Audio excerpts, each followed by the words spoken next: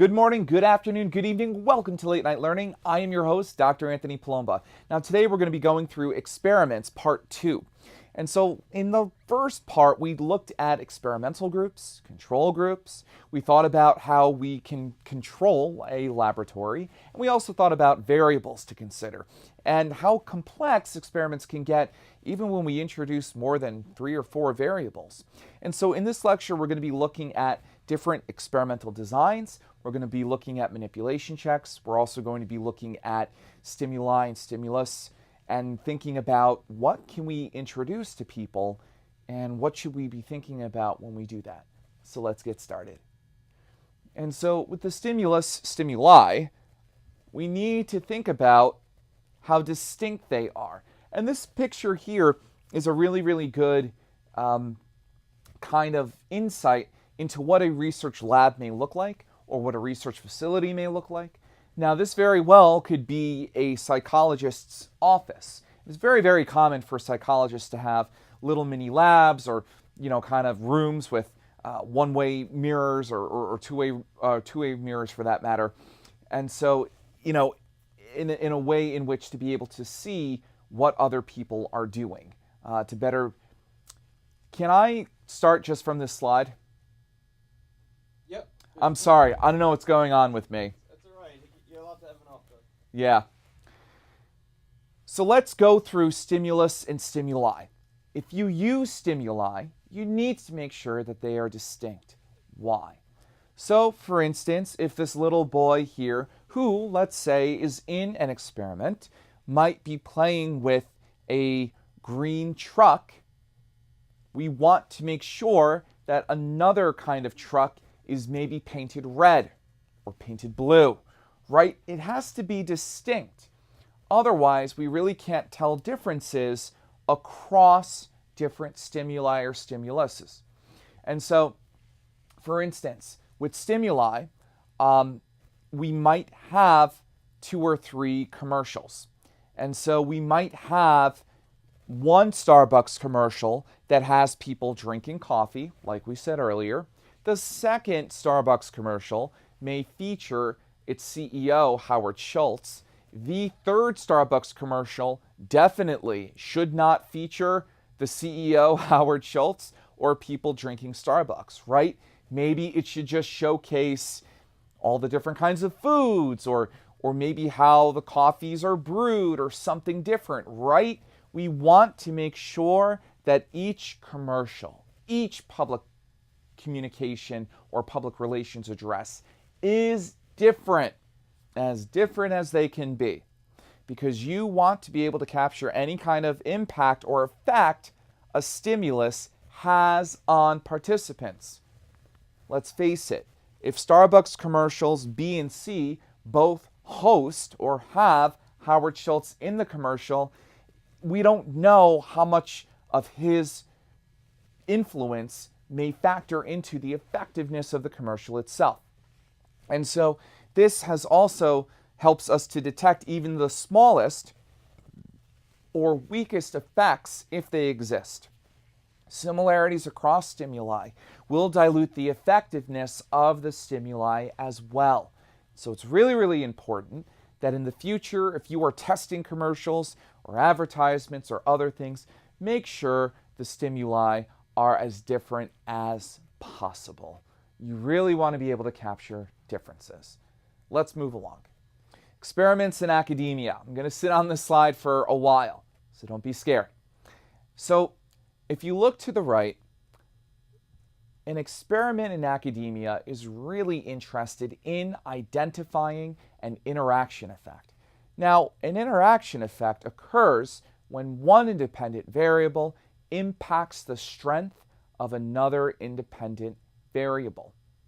Hence, according to the graph on the side, we can see this, participants' brand perceptions are impacted by their prior knowledge of the brand.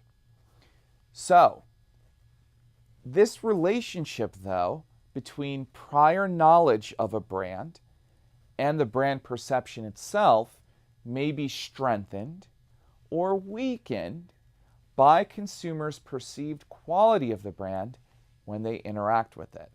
Okay, so let's look at this chart briefly.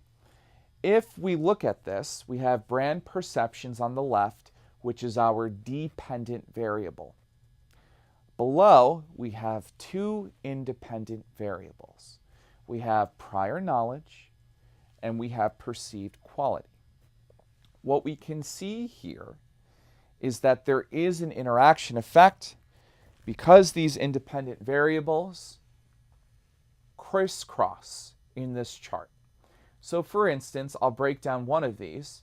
If you look at the upper left quadrant, where the pink line is above the blue line, you can read in this paragraph, it is likely that low prior knowledge and low perceived quality participants have a somewhat high perception of a brand.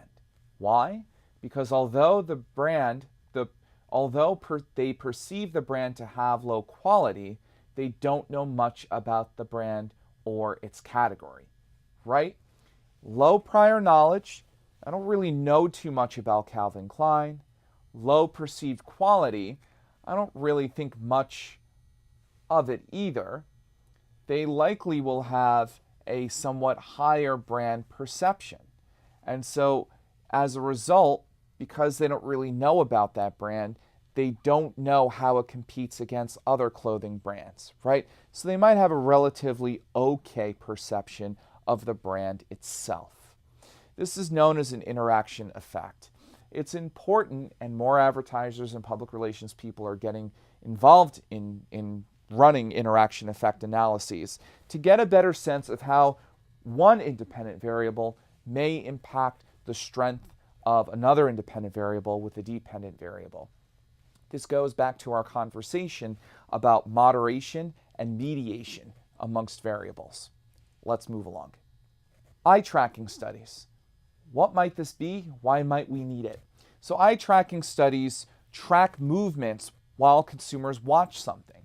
And so eye tracking studies largely look at how eyes move and shift when a website is displayed or when some sort of advertisement is displayed. Where does the eye go first? And so it's important to kind of think about this because advertisers and public relations professionals need to know, how do you design a website to make everyone want to be there and to view things? Especially when we're trying to design a website, it is so critical to make sure that we know where people's eyes are going. Remember, we want to keep people on the website as best as we can. We want to make sure that people want to be there. We want to know where people are looking on the web page itself. And we want to be sure that people are glued to certain things we want them to be glued to. And so if you watch the clips that I've included in this lecture on Blackboard, you'll see that a lot of these eye tracking studies are really, really important when we think about placing banners and towers on a particular website. What do we do in this column? What do we put in this column? What do we put across the website? Does it catch people's eyes or does it not? What about labels? Is the font too big? What about using orange or maybe even blue? We always think about these elements when we're trying to design some sort of communication for our consumers. We have to, after all, because a lot of money is at stake and we want to be sure we're right in being able to persuade and advertise to the best of our abilities. Let's move along. Manipulation check. This tests to determine if the manipulation of the independent variable actually has the intended effect. So you may decide how to manipulate the independent variable through a few different ways. For one, you may do a straightforward manipulation. You may actually use stimuli that are presented in a group, such as real brands and or press releases. And here you may want to test the efficacy or the effect of the New York Times reporting in a story versus could be Fox News reporting the same story, and MSNBC reporting the same story, and the Wall Street Journal reporting the same story, right? And so what you might be doing is you might be trying to manipulate brand perception or brand equity by presenting actual news stories from actual newspapers. Fine. What we also do in experiments, though, is we stage manipulations as well. We use stimuli that are not real to help manipulate the independent variable. And so we may create fake brands because we want to test for how quickly we can get you to be brand loyal toward a brand, or how quickly we can persuade you that a brand has a certain brand personality trait, or maybe that there's a certain product attribute. And so maybe I'll use Zonka Soda, Zonka, which does not exist, I don't think, Zonka Soda, as one stimuli or stimulus in an experiment to test to see how you perceive the brand itself. And so it's a really useful exercise in being able to measure consumers' reactions without prior knowledge. That's something to note here for sure. With stage manipulation, if you're going to give people an article about the fault line underneath St. John's University, which by the way does not exist, then you are measuring for people's penchants to be frightened or upset or to take action or to do something, right? Because they don't have prior knowledge that there is a fault line below St. John's University, which there isn't. The same thing here with Zonka Soda. People don't have prior knowledge of Zonka Soda, so when they come into the laboratory, they don't have ideas or thoughts. If we were using Coca-Cola or Pepsi in an experiment, people are going to walk in with biases, aren't they? Some of you drink Coca-Cola, some of you drink Pepsi, some of you drink Gatorade, some of you drink unsweetened iced tea. Either way, when we use things from reality, we have to know that people are going to be bringing in biases and they're going to be bringing in different perceptions. Let's move along. Confounding variables. These are other items to be mindful of here. So extraneous variables that may wrongly impact or contaminate a study. These are important to be mindful of here. These variables, if they aren't accounted for, can impact the experiment. And so this is really, really important to note here because you want to be able to control for things. This may include gender, this may include education levels, and this may include income levels as well. And so to combat this, we have something called randomization. And we did allude to this earlier. We can randomly assign subjects to treatment groups so that each subject has an equal chance. Thus, all treatment groups should have a 50-50 gender split, unless otherwise noted, similar education levels, income levels, even race and ethnicity. All elements, as best as we can, should be controlled for. It's important to be able to do this because, again, we don't want to have too many Hispanic Americans in one group or too many African Americans in another group. These groups have different cultural foundations, right? This may impact their perceptions of crackers or alcohol or beans or lettuce or a car commercial, right? It really could be anything. And so we just want to be sensitive to these elements as we move along here. We want to think about what each race and ethnic group may be familiar with, or what people who are educated well and people who aren't educated well may be exposed to. So we try to control for all of these things as best as we can when we are randomizing participant selection. Let's move along. Confounding variables continued. So matching is another way to control for the impact of confounding variables, which is to match subjects on characteristics.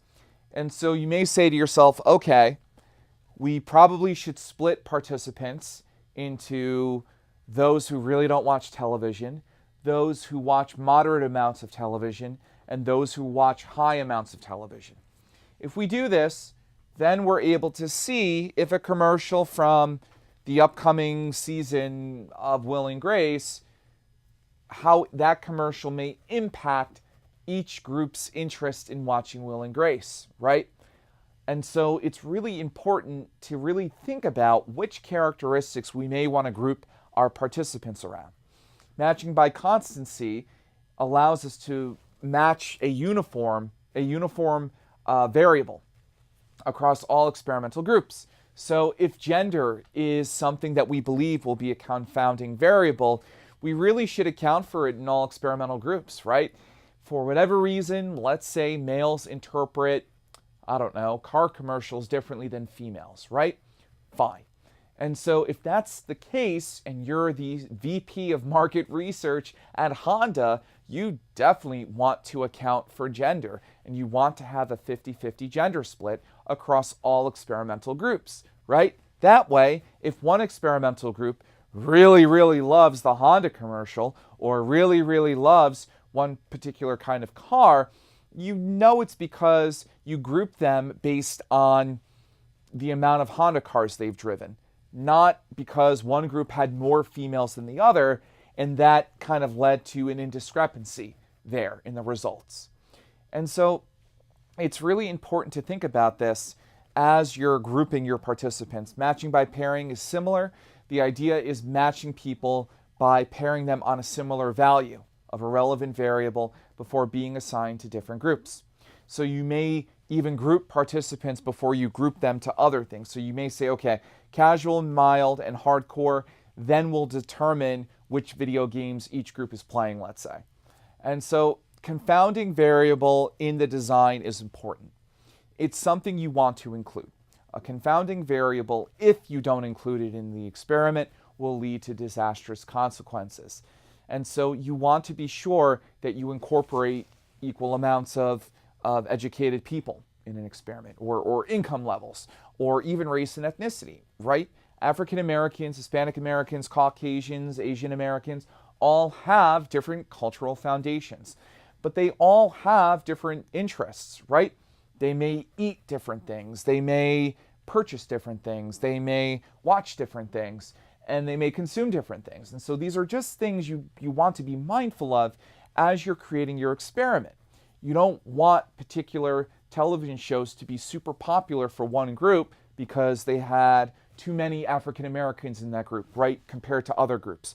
Or there weren't enough African Americans in that group. And for whatever reason, that was the group that really, really loved the Will and Grace advertisement, for instance, right? We just want to make sure that we avoid these things. And so equalizing across all different demographic information and characteristic information will help solidify your experiment. Let's move along. So I talked earlier about experimental designs, and this is kind of an instance of that.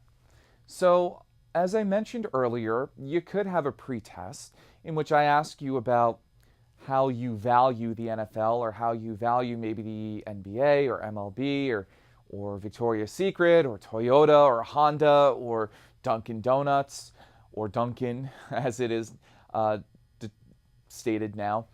And so you may ask those questions, give somebody the experimental treatment, which could be an advertisement, it could be an article, it could be a commercial, it could be an actual taste of food, it could be actually using a product or service, right? Experimental treatment is just the stimulus or stimuli that you're giving people. And then post-test. And so moving along here, I've shortened the experimental designs to R, which is the random sample, X, treatment or manipulation of the independent variable, and O, referring to the process of observation or measurement. And so let's see some of the designs that I've offered here. Well, we can see here for the pre-test and post-test control group design, you can see here very, very easily, one of these groups is the experimental group, and one of them isn't. Which one is the experimental group? Exactly. Group 1 is the experimental group. They are given the experimental treatment or stimulus. The difference between O1, pre-test of questions, and O2, post-test of questions for each group is tested. If there's a significant statistical difference between the pre-test and the post-test, then it is likely the treatment was the cause of it, right? So group 2, there is no treatment. They're there to simply produce a baseline. That is your control group. They're not doing anything here. And so it's enough so that you're able to see a quantified difference. Let's move along. Sometimes, as I stated earlier, there is no pretest. It depends what the experiment itself is. Maybe you're not interested in people's prior knowledge. This may very well be related back to the staged manipulation, right? If you're going to give me a fabricated article or a fabricated brand, maybe you don't really need to test prior knowledge, right? Or maybe what my mood is, or aggression, or intent to purchase, or interest in some sort of industry. And so here we can see that both groups have randomly chosen groups. And then we have the X for one of the groups, group 1, which is given the experimental treatment. And then it is asked to post-test. And then same thing for group 2, right? Simply asked to post-test. Group 2 does not have that X. There is no experimental treatment here. A comparison is still done, though, to determine if there's a statistical significance between the groups. So here we are testing across groups rather than against post-test and pre-test here. Let's move along. And so what's been popular and what's been good for industry is using field experiments. Not like the field here, but nevertheless, field experiments. And so experiments can be conducted in a laboratory, but it's largely disadvantageous. It limits external validity, and it also may kind of involve subject awareness.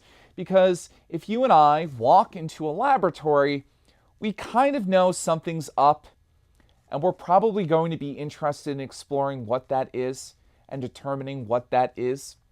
A field experiment is better. It's more natural. It's an authentic environment. You can do field experiment in a grocery store. You could do it in an airport.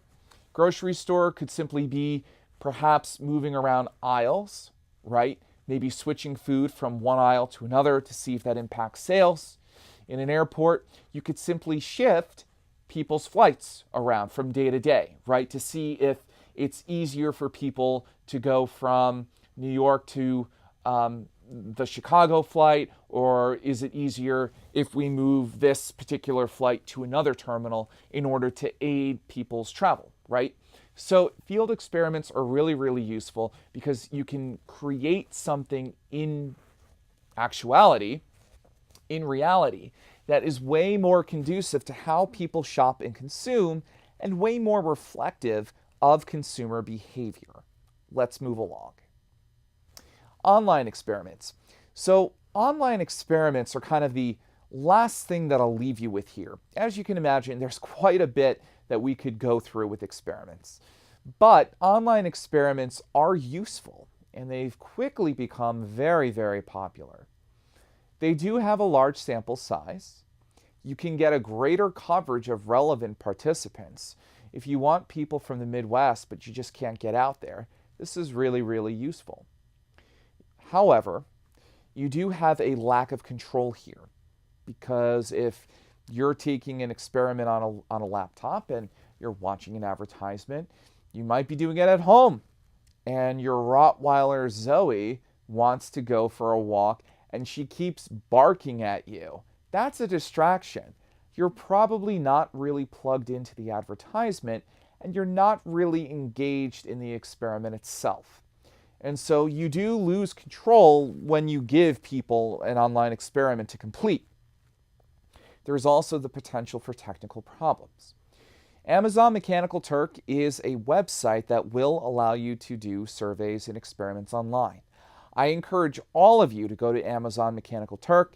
It's very easy and quick and simple. I've used it to secure participants. Participants are usually paid, from what I've seen on the website, between 25 cents to $2. And it's really great to be able to get a sample size or get, a really, really quick sense of how your experiment or survey might work with very little monetary investment in the particular study itself.